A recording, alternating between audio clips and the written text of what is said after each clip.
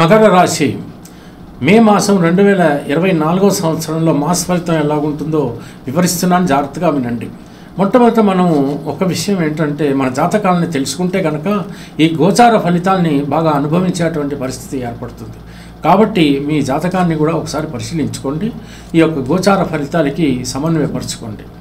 ఆ రకంగా అడుగులు వేసినట్టయితే మీకు విజయాలు అనేటువంటిది తథ్యం.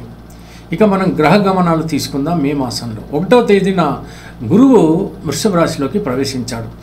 ఈ యొక్క వృషభ రాశి అనేటువంటిది గురువుకి శత్రుక్షేత్రం. ఎంచేతనంటే వృషభ రాశి అనేటువంటిది శుక్రుడికి సంబంధమైనటువంటి, ఈ ఇద్దరికి కూడా పడదు. శుక్రుడు రాక్షస గురువు, ఇక్కడ గురువేమో బృహస్పతి, మరి దేవతల గురువు, ఇద్దరికి కూడా పడదు.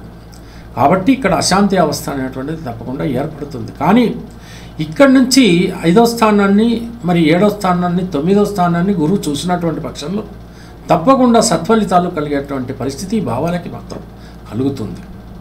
ఇక మిగతా గ్రహాల విషయంలో కనుక తీసుకున్నట్టయితే, మరి 1వ తేదీ మే నాటికి మేషరాశిలో ఎవరున్నారయ్యా అంటే రవి శుక్రులు ఇద్దరు కూడా ఉన్నారు. శుక్రుడు కొంచెం బలహీనపడుతున్నాడు. కానీ మీనరాశిలో కనుక తీసుకున్నట్టయితే ఇక్కడ బుధుడు, రాహువు, కుజుడు కూడా ఉన్నారు. ఎప్పుడు కూడా కుజుడు, రాహువు కలిసి ఉండకూడదు. ఇది కొంచెం ఇబ్బందికరమైనటువంటి పరిస్థితి. బుధుడు ఇక్కడ నీచపడి ఉంటాడు కాబట్టి తెలివి లేని గొడవలు పడటం, ఆలోచించకుండా గొడవలు పడటం అనేటువంటిది జరిగే ప్రమాదం ఉంటుంది. ఏదైనా ఒక వ్యవహారం చేసే ముందు ఒక ఆలోచన చేసి మాత్రమే మీరు ఒక నిర్ణయానికి వచ్చినాక అంతా క్షేమమే అనుకుంటే మాత్రం వాద వివాదాలకి దిగవద్దు. ఖచ్చితంగా ఎట్టి పరిస్థితుల్లోనూ మీరు వాద వివాదాలకి దిగినప్పుడు అనాలోచితంగా కనుక మీరు దిగితే అగౌరవం అనేటువంటిది మీకు ఏర్పడుతుంది. అది అర్థం చేసుకోండి. కుంభరాశిలో శనైశ్వరుడు ఉండనే ఉన్నాడు ఆల్రెడీ. ఇక మరి కేతువు కన్యారాశిలో ఉన్నాడు.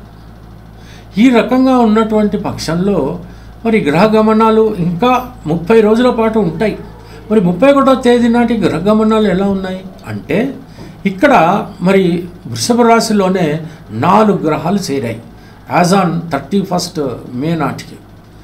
ఏవే గ్రహాలంటే గురువు ఉండనే ఉన్నాడు, ఆ తర్వాత రవి, బుధుడు, ఆ తర్వాత మరి ఈ యొక్క శుక్రుడు కూడా చేరేటువంటి పరిస్థితి ఏర్పడింది. ఇక రాహు అన్నారా, ఆయన అక్కడ మీనరాశిలో ఉండనే ఉన్నాడు, కేతువు కన్యారాశిలో ఉండనే ఉన్నాడు. ఇక్కడ కుజుడు మాత్రం మేషరాశిలో ఉన్నాడు. కానీ కుంభరాశిలో ఉన్నటువంటి శనైశ్వరుని యొక్క దృష్టి కుజుడి మీద పడటం వల్ల ఏదైనా ప్రమాదాలు, గొడవలు కలిగేటువంటి అవకాశాలు ఉంటాయి. ఇక్కడ మనం ఆలోచించాల్సింది ఏమిటి, ఈ 31 రోజు 1వ తేదీ నుంచి మొదలుకొని 31వ తేదీ మధ్యకాలం ఎలా ఉంటుంది అని అంటే చాలా పాజిటివ్గా ఆలోచించాలి. ఏమాత్రం ఏ ఆపద కలగకుండా ఉండాలి. నిర్ణయాలు చాలా జాగ్రత్తగా తీసుకోవాలి.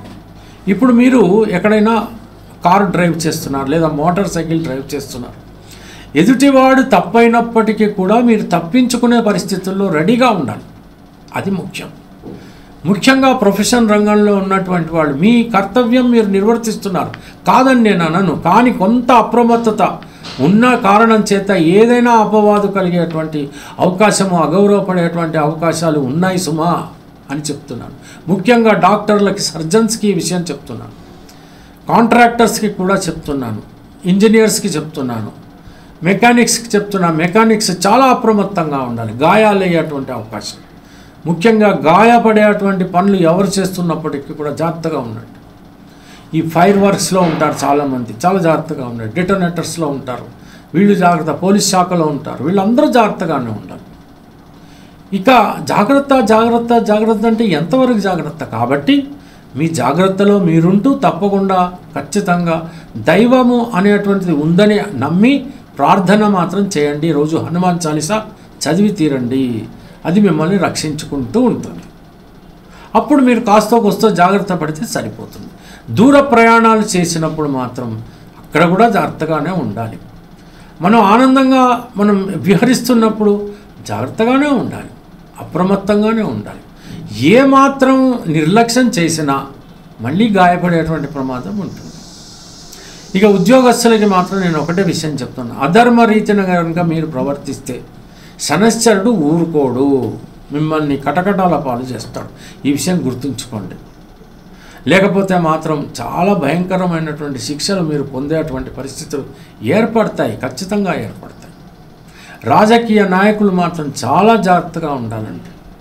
ఇంట్లో కూడా దంపతుల మధ్యన ఏ గొడవ రాకుండా చూసుకోవాలి. పిల్లలని కానీ పెద్దలని కానీ ఇంట్లో ఉన్నటువంటి వాళ్ళని డిస్టర్బ్ కాకుండా చూసుకోవాలి. ప్రేమతో అభిమానంతో ఉన్నప్పుడే ఈ మాసం అంతా మీరు ప్రశాంతంగా హాయిగా గడిపేటువంటి పరిస్థితి. అంటే ఇక్కడ ఏం జరుగుతుంది, అంతా మంచే అంటే అంతా మంచే కాదు, అంతా చెడు అంటే అంతా చెడు కాదు, 50-50గా ఉంది.